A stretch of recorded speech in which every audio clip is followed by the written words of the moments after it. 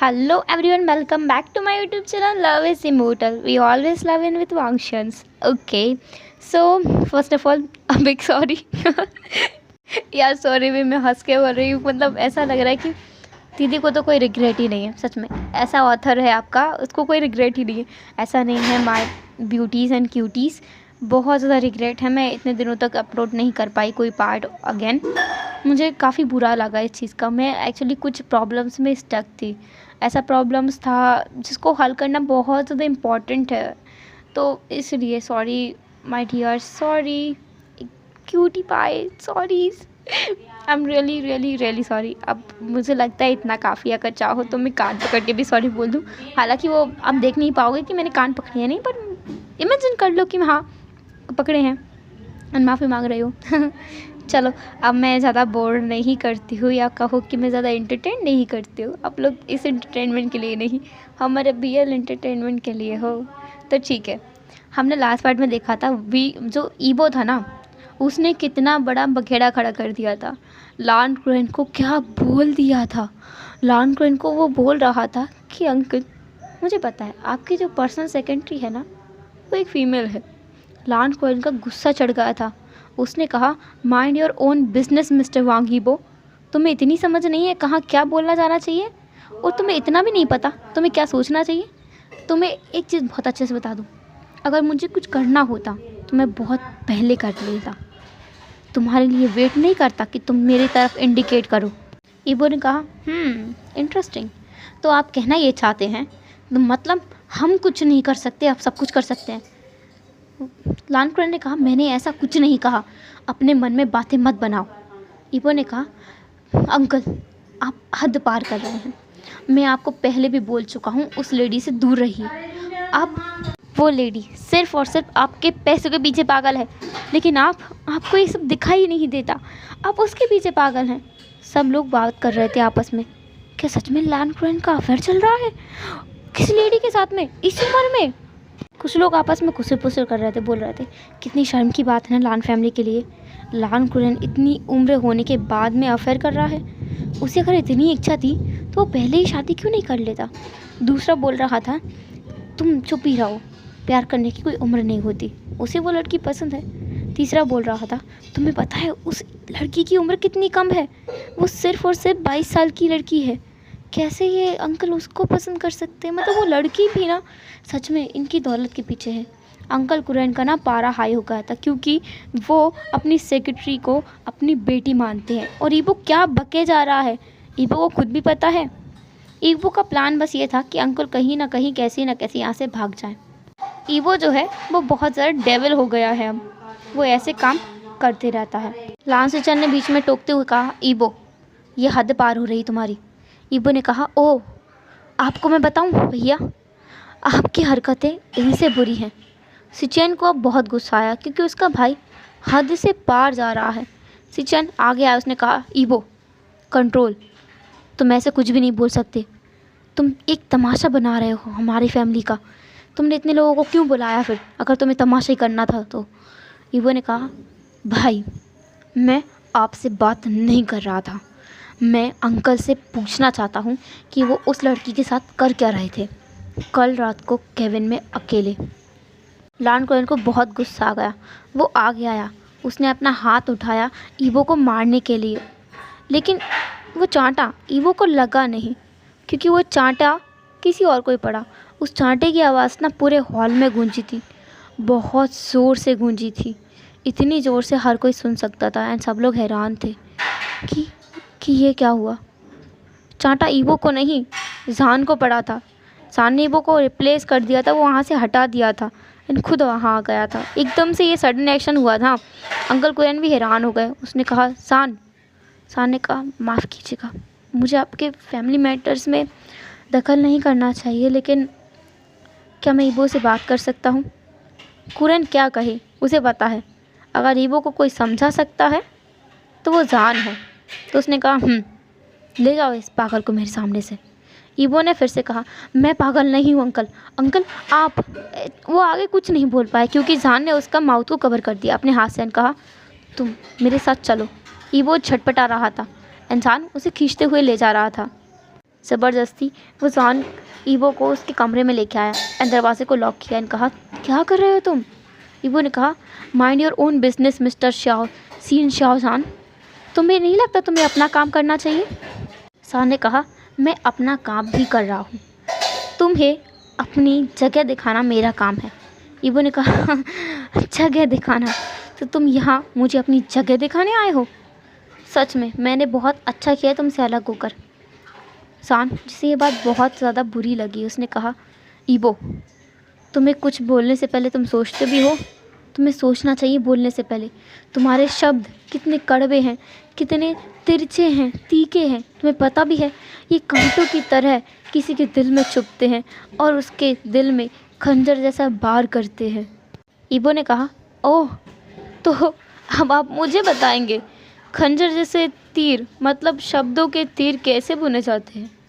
वो इंसान जो हर किसी को अवॉइड करता है, हर किसी को बेकार, बेहया और कैरेक्टरलेस बोलता है, वो इंसान। इंसान चुप हो गया था, एकदम चुप हो गया था। उसके पास इस सवाल का कोई आंसर नहीं है। सान की चुप्पी को देखते हुए ईबो ने कहा, क्या हुआ, कोई आंसर नहीं है आपके पास? मुझे एक बात बताओ, मैं पहले ऐसा था जैसा अब हो गया हूँ? नहीं ना। मुझे ऐसा किया किसने? तुमने जान, तुमने मुझे ऐसा बना दिया। मैं सबसे नफ़रत करने लगा हूँ, खुद से नफ़रत करने लगा हूँ। मैं तंग आ गया हूँ इस रोज़ के नाटक से, नौटंकी से। मुझे किसी के साथ नहीं रहना। ये लोग अगर मुझे अलग कर दें, अलग रहने की परमिशन दे दे, या फिर मेरी लाइफ मुझे सौंप दे, मैं किसी को कुछ नहीं कहूँगा, किसी को कभी परेशान नहीं करूँगा। तुम चाहो तो तुम भी इनसे बात कर सकते हो, मेरे परिवार से बात करो ताकि वो लोग मुझे अकेला छोड़ दें। सान ने कहा, ईबो, परिवार से अलग रहकर कोई खुश नहीं रहता। ईबो ने कहा, हाँ, कोई खुश नहीं रहता, पर आप तो खुश हो ना सान? सान ने कहा, मेरी बात अलग है, मैं कोई मर्द से अलग नहीं रहता। वो लोग मुझे अपने साथ, हाँ साथ, आपने ज़बरदस्ती अलग हुए थे पहले, आपको पता होना चाहिए। आप अपनी मर्ज़ी से ज़िंदगी जी चुके हो, आपकी उम्र हो चुकी है, तो आपको पता है कि हाँ, अलग रहने में कितना मज़ा है। आप बस चाहते हो कि मैं हमेशा सफ़र करता रहूँ, है ना? ईबो के तो मन में था कि वो बहुत कुछ बोले, बहुत कुछ, लेकिन उससे पहले ही उसका बंटाधार हो गया क्योंकि लाइट चली गई थी, या कहो उसके कमरे की लाइट किसी ने काट दी थी जानबूझकर। उसे तो यही लग रहा था। उसने कहा, व्हाट द, ओह गॉड, सान प्लीज़ प्लीज़ मुझे होल्ड कर लो, क्या बहुत अंधेरा है, मुझे कुछ दिख नहीं रहा। सान को पता है कि ईबो को अंधेरे से डर लगता है। इंसान अब इस मौके का फ़ायदा उठाए बिना कैसे रह सकता है? अगर ईबो को काबू में करना है तो इसी मौके का फ़ायदा उठाना पड़ेगा। उसने थोड़ी दूर हो गया। उसने कहा, मैं तुम्हें देख रहा हूँ ईबो, तुम कहाँ हो? मैं तुम्हें ढूंढ रहा हूँ। ईबो ने कहा, प्लीज़ प्लीज़ सान, प्लीज़ मुझे पकड़ लो, मैं कहाँ हूँ, मुझे कुछ दिख नहीं रहा, मुझे पैनिक अटैक आ जाएगा, प्लीज़ मुझे नहीं, हार्ट अटैक आ जाएगा, ब्रेन ट्यूमर हो जाएगा, ब्रेन हेमरेज हो जाएगा, मुझे कैंसर हो जाएगा, मुझे ना दुनिया भर की सारी बीमारियाँ होने वाली है जान, मुझे पकड़ लो, मैं कहाँ हूँ? कितनी डरावनी है, पूरा कमरे में अंधेरा। ऐसा बोलते हुए ना उसने अपने हाथों से अपने सीने को जकड़ लिया था टाइटली। उसे बहुत डर लग रहा था अंधेरे से। इंसान जिसे पता है कि वो कहाँ खड़ा है, उसकी एग्जैक्ट पोजीशन, क्योंकि जब ईबो को डर लगता है ना तो अपनी पोजीशन से एक भी कदम हटता नहीं है। उसे ऐसा लगता है कि वो हटेगा तो कोई उसे आके खा ही जाएगा, उसे ये पता है। और जान ने ईबो को अच्छे से देख लिया था। जान ने कहा, मैं देख रहा हूँ, मैं ढूंढ रहा हूँ तुम्हें। ईबो ने कहा, जान का, आप भी ना, आप पहले तो मुझे कितनी आसानी से ढूंढ लेते थे। जान का, प्लीज़ प्लीज़ प्लीज़ प्लीज़ मुझे होल्ड कर लीजिए ना। जान यही तो चाहता था, तो बस अब फिर किस देर की देर। वो आगे बढ़ा, उसने ईबो को थाम लिया, उसने ईबो को हक किया, कहा, इट्स ओके, मैं हूँ यहाँ। ईबो ने जान को हक किया, कहा, जान का, प्लीज़ प्लीज़ मत जाइएगा, इस कमरे को छोड़कर मत जाइएगा, या फिर मुझे भी बाहर ले चलिए, मैं यहाँ नहीं रहना चाहता। जान थोड़ा चलते चलते बेड के पास आया एंड वो वहाँ बैठ गया। उसने ईबो को अपने लैप में बिठाया एंड उसे हक कर लिया। ईबो ने भी टाइटली खुद को ईबो की गोद में एडजस्ट किया एंड जान को हक कर लिया। उसने कहा, जान का, प्लीज़ मुझे मत छोड़ना आप, मुझे बहुत डर लग रहा है, किसी ने लाइट को बंद कर दिया है।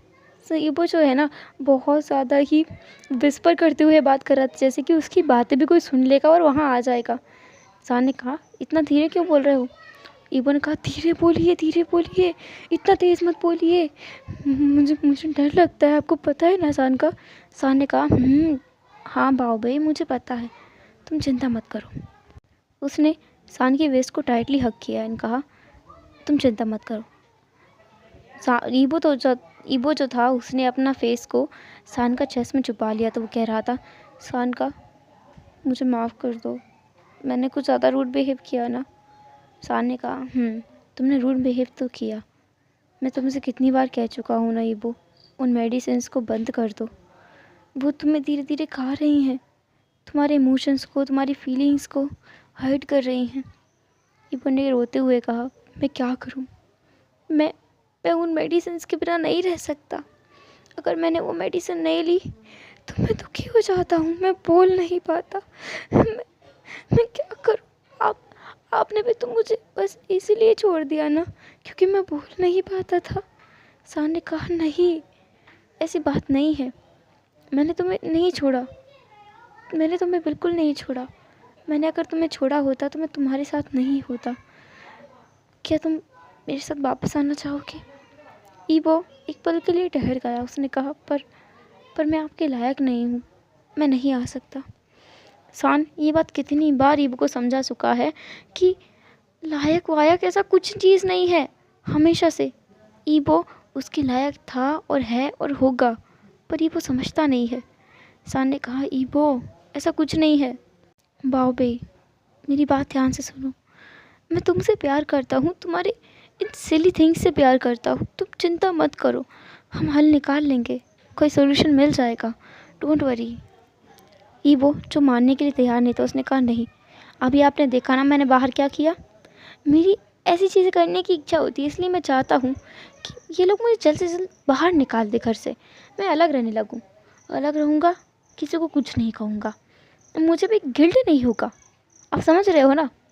सान को पता है ईबो क्या कहना चाहता है, तो सान ने कहा ईबो देखो, अगर तुम उनसे अलग रहोगे तो तुम्हारी परेशानी बढ़ जाएगी, यहाँ कम से कम हम तुम्हारी चीज़ों का ख्याल तो रख सकते हैं, तुम्हें मेडिसिन खाने से रोक सकते हैं, क्या पता वहाँ तुम एक दिन में 4-4 बार खा लो।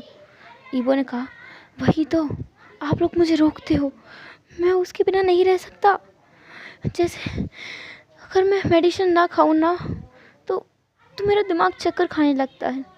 सान ने कहा ये इसलिए है क्योंकि तुमने उसकी लत लगा ली है, तुम्हें उन्हें छोड़ना होगा, मैं तुम्हें हॉस्पिटल लेके जाऊंगा। ईबो ने तुरंत कहा बिल्कुल नहीं, मैं कहीं नहीं जाऊंगा, और तुम इधर सुन लो, बस तुम आप इस मौके का फ़ायदा मत उठाओ, मैं मानता हूँ मुझे अंधेरे से डर लगता है, अंधेरा आता है तो मैं सारी चीज़ें भूल जाता हूँ, लेकिन इसका मतलब ये नहीं कि तुम मेरा फ़ायदा उठाओगे, तुम जो कहोगे मैं करूँगा, बिल्कुल नहीं करूँगा। सान ने कहा मैं तुम्हारा क्या करूँ, मुझे समझ नहीं आता। ईबो ने कहा डिवोर्स। सान बिल्कुल स्टिफ था, उसे पता है ईबो यही बोलेगा, उसे पता ही था, यही तो होता है हर बार। उसने कहा इम्पॉसिबल। ईबो ने कहा पर क्यों, हम साथ नहीं रहते, इवन कभी भी मैंने आपको टच भी नहीं किया फिर भी। सान ने कहा तुमने मुझे टच नहीं किया, भूलो मत तुम एक ओमेगा हो, मैं एक ओमेगा नहीं हूँ। ईबो ने कहा वो मुझे पता है वो तो बात, लेकिन फिर भी देखा जाए तो आपने भी मुझे कभी टच नहीं किया, तो कौन सी मैरिज, कैसी मैरिज, और डिवोर्स का तो फिर सवाल ही उठता है। सान ने कहा डिवोर्स का सवाल उठता है, तुम सपने में भी मत सोचना कि मैं तुम्हें डिवोर्स दूंगा, ठीक है। ईबो ने कहा मैं क्या करूं, मुझे कोई फैमिली से अलग होने नहीं देता, आप डिवोर्स देते नहीं हो, अब मैं क्या करूं। सान ने कहा बाओ बे मैं तुमसे फिर से कह रहा हूँ, तुम एक बार मुझे मौका तो दो, तुम्हारी सारी परेशानियाँ दूर हो जाएंगी, प्लीज़। ईबो ने कहा बिल्कुल नहीं, क्या पता आपको भी मेरी तरह वो बीमारी लग जाए। सान ये डायलॉग कितनी बार सुन चुका है, अब तो उसका सर पक गया है इस चीज़ों से। उसने कहा ईबो मैं सच में परेशान हूँ तुमसे। ईबो ने कहा वही तो मैं कह रहा हूँ, आप परेशान हो मुझसे, मुझे डिवोर्स दे दीजिए और किसी लड़की को देखिए जो कि खूबसूरत हो, अच्छी हो, जिसका ढंग का दिमाग हो, उससे शादी कर लीजिए। सान ने कहा ठीक है। ईबो एकदम शॉक होगा, उसने कहा क्या आपके सच में किसी लड़की से शादी करेंगे। सान ने कहा अब मैं उसी लड़की को अपनी गोद में बैठाऊंगा, तुम्हें नहीं, हटो। ईबो ने कहा नहीं नहीं आप ऐसा नहीं कर सकते, आप प्लान कैंसिल, आप ना मुझे डिवोर्स दे दो और आप भी सिंगल रहो, मैं भी सिंगल रहूँगा, ये बेटर है। सान ने कहा अच्छा ये बेटर है। तुम चीज़ क्या हुई वो, मैं तुम सच में इरिटेटेड फील कराते हो तुम मुझे। ईबो ने कहा जो भी हो, क्या मैंने बाहर कुछ ज़्यादा कर दिया? सान ने कहा बहुत ज़्यादा। तुम्हें पता भी है वो लड़की जिसके बारे में तुम इतनी बकवास कर रहे थे? ईबो ने कहा हाँ पता है, अंकल उसे अडॉप्ट करने के बारे में सोच रहे हैं। कल अडॉप्शन के बारे में ही बात चल रही थी उनकी, वो अनाथ है ना। सान ने कहा तुम्हें पता है? ईबो ने कहा पता है। सान बहुत ज़्यादा शॉक में था। उसने कहा तुम्हारा क्या होगा ईबो, तुम्हें ये सब कुछ पता था फिर भी तुमने अंकल को इतना सब कुछ क्यों बोला? तो ईबो ने कहा मैंने बोला क्या कि वो मुझे घर से निकाल दे। सान ने कहा तुम्हारे उस झगड़े की निशानी ना मेरे गालों पर अभी भी होगी। तब जाके ईबो को याद आया कि हाँ, उसको जो चांटा पड़ने वाला था वो उसे नहीं, सान को पड़ा था। तो ईबो ने एक हाथ सान के चीक्स पे रखा उसे ढूंढते हुए एंड कहा कि दर्द हो रहा है? सान ने कहा बहुत ज़्यादा दर्द हो रहा है, वो बहुत ज़्यादा दर्द हो रहा है। गाल पर नहीं, दिल में बहुत दर्द होता है। तुम क्यों नहीं समझते हो? ईबो ने कहा बिल्कुल नहीं, आप कुछ भी कहो पर मैं ऐसा कुछ नहीं समझता, मुझे समझना भी नहीं है। वो ये सब बोल रहा था एंड उसको अपनी बात पे अडिग था कि नहीं, उस सान की बात नहीं माननी है तो नहीं माननी है। सान भी बेचारा क्या करे। वो दोनों वहीं बैठे हुए थे, काफ़ी देर तक बैठने के बाद भी लाइट नहीं आई। तो सान ने कहा ईबो क्या हमें बाहर जाना चाहिए? ईबो ने कहा नहीं नहीं, हम अपनी जगह से नहीं हिल सकते सान का, हम अगर हिले तो। सान ने कहा कुछ नहीं होगा, विश्वास करो, चलो मेरे साथ। ईबो ने कहा बिल्कुल नहीं, मैं बाहर नहीं जाऊंगा, बाहर भी अंधेरा हुआ तो, और फिर आप मुझे छोड़ के भाग गए तो। सान ने कहा क्या मैं तुम्हें कभी छोड़ के भागा हूँ? ईबो ने कहा वो तो नहीं भागे हो। सान ने कहा तो फिर? सान को ना गुस्सा आ रहा था।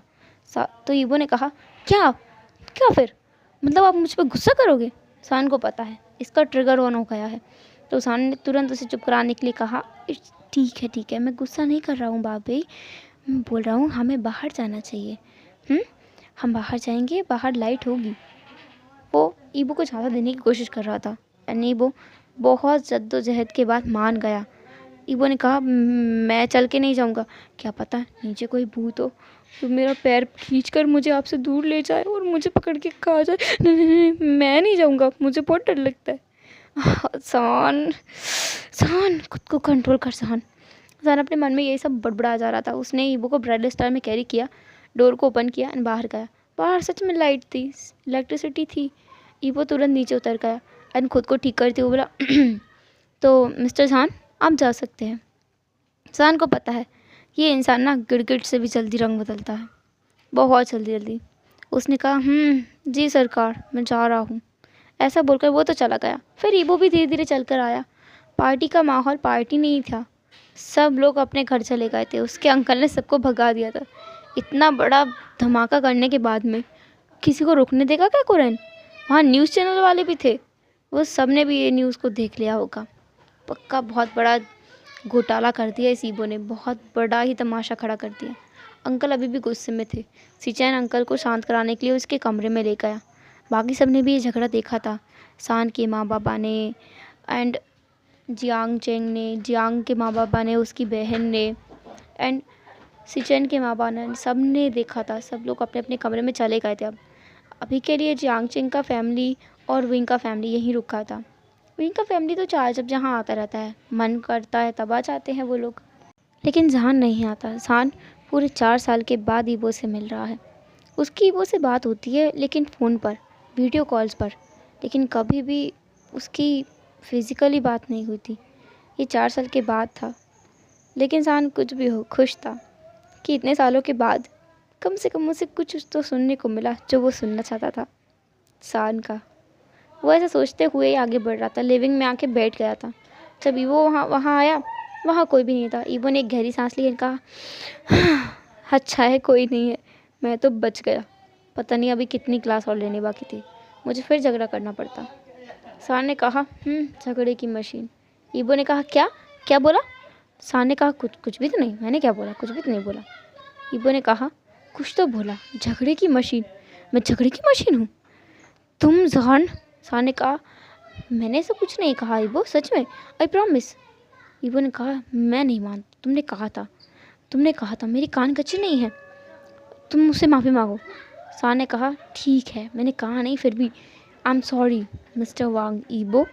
ईबो ने कहा, ऐसे नहीं, अपने घुटनों पर बैठ के माफ़ी मांगो। शान जो घुटनों के बल बैठा, उसे पता है कि ये उसका डेविल हस्बैंड है। सच में उसका हस्बैंड एक शैतान से कम नहीं है, लेकिन उसका हस्बैंड उसके हस्बैंड की तरह बिहेव थोड़ी करता है।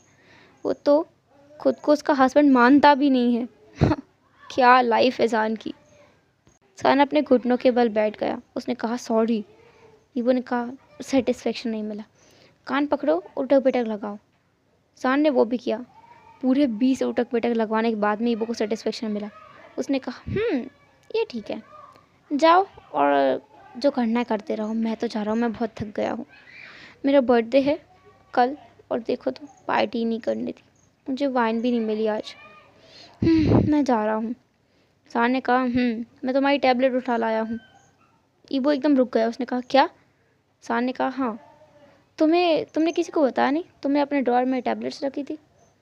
ईबो ने कहा, तुमने कब उठाई? सान के दिमाग में चला कि जब लाइट चली गई थी तब उसने वो सब चेक किया था अपने हाथों से ही, एंड उसने पहले ही लाइट में ही देख लिया था कि ड्रॉअर के ऊपर कुछ टैबलेट्स रखी हैं। उसे पता है कौन सी टैबलेट है, तो सान ने वही टैबलेट रखकर अपनी पॉकेट में रख ली थी। यानी वो उनके बिना नहीं रह सकता, सान को पता है, पर वो अब ईबो की याद छुड़वा के रहेगा। 4 साल के बाद उसे ये एहसास हो गया है कि ये आदत ऐसे नहीं जाएगी, उसे कुछ करना पड़ेगा। ईबो पैर पटकते हुए अपने रूम में चला गया। इंसान सोफे पर बैठ गया। वो फ्लैशबैक में सोच रहा था कि जब वो स्कूल में था, कुछ बोलता नहीं था, कितना चुपचाप सा क्लास के फ्रंट सीट पर बैठ करके पढ़ता था, सिर्फ पढ़ाई करता था। सान उसे पढ़ाता था। एक दिन क्लास में जब सान ईबो को पढ़ाकर जा रहा था, ईबो ने सान को रोका। सर। हाँ ईबो, बोलो क्या हुआ? सर, मुझे आपसे कुछ बात करनी है। हाँ बोलो, क्या बात करनी है? वो मैं सान समझ गया, ईबो को कुछ अलग बात करनी होगी उसकी लाइफ से रिलेटेड। तो सान ने कहा, ठीक है, चलो मेरे साथ। सान उसे अपने ऑफिस रूम में लेके आया। वहाँ पे अभी कोई भी नहीं था, सान अकेला था, एंड ईबो था। सान ने कहा, बोलो। ईबो बहुत हिचकिचा रहा था, तो सान ने उसे पानी ऑफ़र किया एंड कहा, इसे पी लो और शांति से बताओ क्या बात है। ईबो बहुत ज़्यादा हेजिटेट फील कर रहा था, तो सान ने कहा, चेयर पे बैठ जाओ।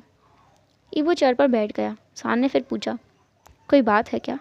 क्या फैमिली में कोई प्रॉब्लम है? ईबो ने कहा, वो सर, मैं ऐसा बोलते हुए ईबो रोने लगा। सान एकदम शॉक में आ गया।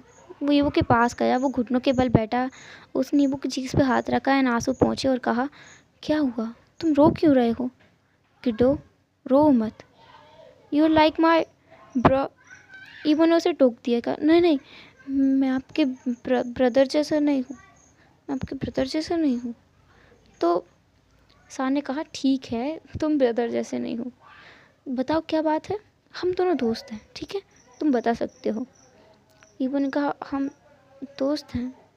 सान ने कहा, हाँ, हम दोस्त हैं। ईबो वो थोड़ी देर के लिए सान के चेहरे को देखने लगा, फिर उसने कहा, वो मैं आपको, सर, मैं आपको पसंद करता हूँ। सान जो थोड़ी देर के लिए समझ नहीं पाया, उसने कहा, अच्छा ठीक है, और क्या? ईबो एकदम हैरान होकर सान की तरफ देख रहा था। एक्चुअली सान को सही से कुछ सुना ही नहीं दिया था। सान ने सुना, मैं आपको करता हूँ पसंद, तो उसने सुना ही नहीं। ईबो ने कहा, क्या आप मुझे पसंद करते हो? अगेन ईबो की बात को सान नहीं समझ पाया। उसने बस अपना सिर हाँ मिलाया और कहा, हाँ हाँ, ठीक है ठीक है। ईबो सीरियस था। उसने कहा, सच में? सान ने कहा, हाँ सच में। सान ने सोचा क्या ही पूछ रहा होगा दोस्त हैं कि नहीं। हाँ तो है। ईबो खुश हो गया एंड ईबो आज स्माइल कर रहा था। सान हमेशा से चाहता था कि वो स्माइल करे, अभी वो स्माइल कर रहा है। सान को बहुत अच्छा लगा। सान ने कहा, तुम खुश हो? ईबो ने कहा, बहुत ज़्यादा खुश हूँ। मैं ये ये बात आपसे कब से पूछना चाहता था सर, बहुत टाइम से। क्या मैं आपको गा बोल सकता हूँ? शान थोड़ी देर के लिए हेजिटेट कर रहा था, फिर उसे समझ आया, हाँ गा का मतलब तो ब्रदर भी होता है, एल्डर ब्रदर। हाँ, अपने लवर को भी गा बोलते हैं। उसने कहा ठीक है, तुम बुला सकते हो। ईबो ने कहा, शान का? शान को एक अजीब ही वाइब्रेशन महसूस हुई। उसने कहा, हाँ हाँ हाँ बॉडी। ईबो ने कहा, बॉडी? ये बहुत अच्छा नाम है। आप ना मुझे बॉडी कहना और मैं आपको शान का कहूँगा। शान को बहुत अच्छा लग रहा था कि वो आज उससे बातें कर रहा है। ईबो इतनी बातें नहीं करता कैजुअली। उसने कहा, ठीक है, अब तुम जाओ अपनी क्लास में, तुम्हारी क्लास का टाइम हो रहा है ना। ईबो ने नोट किया और वो निकल गया। आज ईबो बहुत खुश था। प्रेजेंट में जो जान था वो यही सोच रहा था कि वो पहले कैसा था और अभी कैसा हो गया है। हाँ, कितना बदल गया ना ईबो, बहुत ज़्यादा। हेलो एवरीवन, तो कैसा लगा आज का पार्ट? स्पाइसी सा पार्ट एंड कहीं ना कहीं बहुत ज़्यादा फ़नी भी था। ईबो का डर, अरे बाबा रे, क्या ये डर ईबो से कुछ और भी कराएगा? हिंट दे देती हूँ, नेक्स्ट पार्ट में ना ईबो का ये डार्क वाला डर यानी अंधेरे वाला डर ईबो से बहुत कुछ कराने वाला है। तो क्या आप लोग एक्साइटेड हो? तो ठीक है, अब मैं कल आपको नेक्स्ट पार्ट ज़रूर दूँगी। मेरा प्रॉब्लम अगर नहीं बढ़ा तो, वरना थोड़ा प्रॉब्लम चलता ही है, कोई बात नहीं। लेकिन मैं कहती हूँ कि अब रेगुलरली अपडेट करूँगी, चिंता मत कीजिए। आपका रिस्पांस अच्छा होगा, मैं अपडेट करूँगी। Thank you so much for watching and don't forget to subscribe my channel, hit the like button and comment. तो फिर मिलेंगे नेक्स्ट पार्ट में, तब तक लेटा टेक केयर, बाय, अपने ख्याल रखना।